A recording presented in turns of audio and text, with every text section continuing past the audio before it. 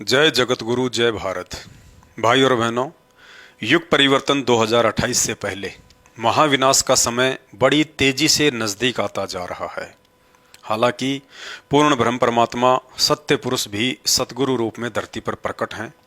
भले ही आप और हम चंद भाई बहन उनकी शरण में भी हैं, इसके बावजूद भी ऐसा नहीं है कि यदि भक्तों पर कोई संकट आएगा तो परम पूज्य सतगुरु रामपाल जी भगवान, जैसा कि उन्होंने द्वापर युग में श्री कृष्ण जी का रूप बनाकर ब्रजवासियों की गोवर्धन पर्वत उठाकर इंद्र के कहर से रक्षा की थी, आज भी वैसा ही करेंगे? बिल्कुल नहीं। वर्तमान समय भक्ति युग का समय है। इस समय को गुरुदेव भगवान ने ज्ञान आधार से आगे बढ़ाना है, ना कि 650 वर्ष पहले की तरह चमत्कार दिखा दिखाकर भीड़ इकट्ठा करना है। कहने का सीधा सा तात्पर्य यह है, आगामी महाविनाशकारी समय में भक्तों की रक्षा उनकी भक्ति और मर्यादाओं पर निर्भर करेगी। भक्ति और मर्यादाओं में भी गुरुदेव भगवान ने मर्यादा को अधिक महत्व दिया है और कहा है, भक्ति भले ही कम हो लेकिन जितनी भी हो उतनी यदि मर्यादाओं में रहकर की जाएगी तो ही लाभदायक होगी। हम भक्तों को यह भी पता होना चाहिए कि 21 ब्रह्मांड में सिर्फ 2 ही शक्तियां हैं जिनके मध्य हर क्षण हर पल आत्माओं को लेकर परस्पर सूक्ष्म रूप में संघर्ष चलता ही रहता है। एक है काल निरंजन और दूसरी शक्ति है गुरुदेव भगवान अर्थात कबीर परमात्मा। गुरुदेव ने बताया कि 21 ब्रह्मांड एक फुटबॉल का मैदान है, 2 खिलाड़ी हैं, काल और दयाल। बाकी जितने भी आत्माएं हैं फुटबॉल की भांति हैं। यदि मर्यादा तोड़कर काल के पैर तले आ गए तो 84 लाख योनियों में डालकर फाउल कर डालेगा, और मर्यादाओं में रहकर दयाल के पैर तले रहे तो एक ही झटके में गोल करके सतलोक पहुंचा देगा। भाई और बहनों, गोल करने के लिए जितनी कोशिश गुरुदेव भगवान करेंगे उससे कहीं ज्यादा कोशिश छल बल करके यह काल निरंजन भी हमें फाउल करने की करेगा। फाउल करने का तरीका है मर्यादा तोड़वाना। दोनों ही शक्तियों का आपस में एक एग्रीमेंट है जिसके तहत काल ने कहा था कि हे परमात्मा, आप समर्थ हैं, आप तो एक ही पल में समस्त आत्माओं को सतलोक लेकर जा सकते हो, परंतु ये आत्माएं मेरा भोजन है और आप ही ने मुझे श्राप देकर इन आत्माओं को मेरे हवाले किया है। यदि सभी आत्माएं सतलोक चली गई तो मेरे भोजन का क्या होगा? इसलिए आप इन आत्माओं को अपना ज्ञान देकर और अपना बनाकर ही सतलोक लेकर जाना। जैसे इन आत्माओं को सतलोक से मैं अपने ऊपर आसक्त करके अर्थात अपना बनाकर अपने साथ लेकर आया था। इसलिए आप जबरदस्ती ना करना। जो आपकी भक्ति और ज्ञान को स्वीकार करे और आजीवन मर्यादाओं में रहकर मन कर्म वचन से आपको ही अपना माने, सिर्फ उन्हीं को सतलोक लेकर जाना, बाकी मेरे भोजन के लिए यही छोड़ देना।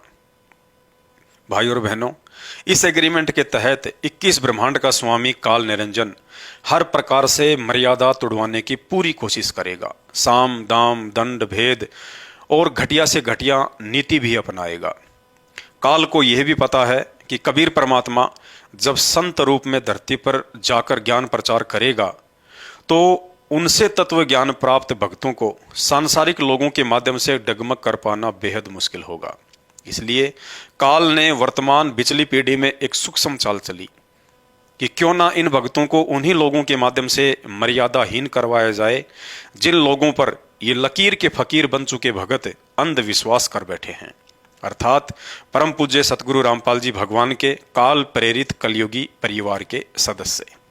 और सन 2014 बरवाला कांड के बाद से काल निरंजन को भक्तों की मर्यादा तोड़वाने को लेकर सोच से कहीं ज्यादा सफलता भी मिलती जा रही है। अर्थात वर्तमान समय 2024 में संत रामपाल जी के देश विदेश में 10% भगत भी पूर्णतया मर्यादाओं में नहीं हैं। सब के सब काल के निशाने पर हैं। आए दिन अकाल मौत मरकर उसकी भेंट चढ़ते जा रहे हैं, क्योंकि काल के मुख्य एजेंट बन चुके संत रामपाल जी के परिवार के सदस्य, जिन पर स्वयं की अज्ञानता के चलते संगत मर्यादा तोड़कर काल की गोद में बैठी हुई है, इन लोगों ने ऐसा कोई भी कुकर्म शेष नहीं छोड़ा है जिन कुकर्मों को छुड़वाने के लिए संत रामपाल जी ने 30 वर्षों से जी जान लगा डाली थी। सबसे पहला कुकर्म गंदी राजनीति।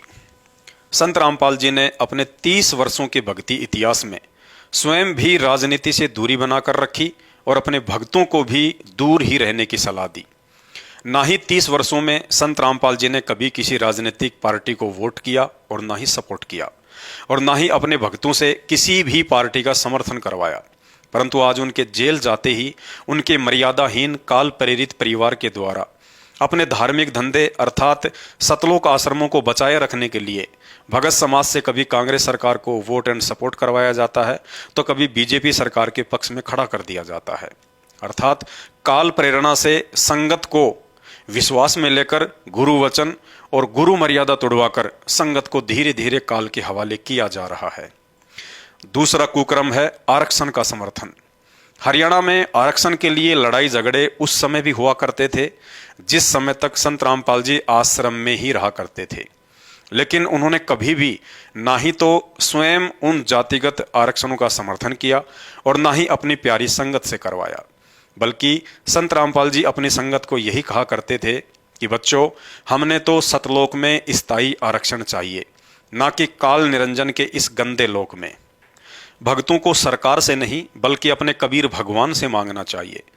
दुनिया के साथ धरने, प्रदर्शन और रैलियों में शामिल होना तो बिरानी आग में जलने के समान है।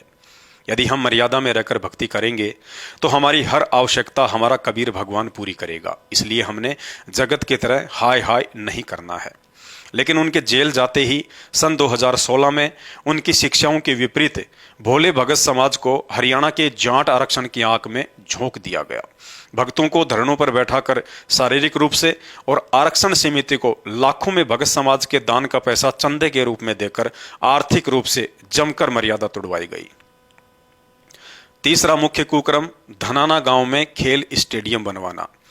संत रामपाल जी नाम दीक्षा देते समय अपने भगत को 21 सूत्रीय मर्यादा में बांध देते हैं और कहते हैं, यदि इनमें से एक भी मर्यादा तोड़ोगे तो भक्ति का पूर्ण लाभ नहीं उठा पाओगे और कभी भी काल की भेंट चढ़ जाओगे। जिसमें एक मर्यादा है, ना ही कोई मैच खेलना, ना ही देखना और ना ही किसी प्रकार का सहयोग करना।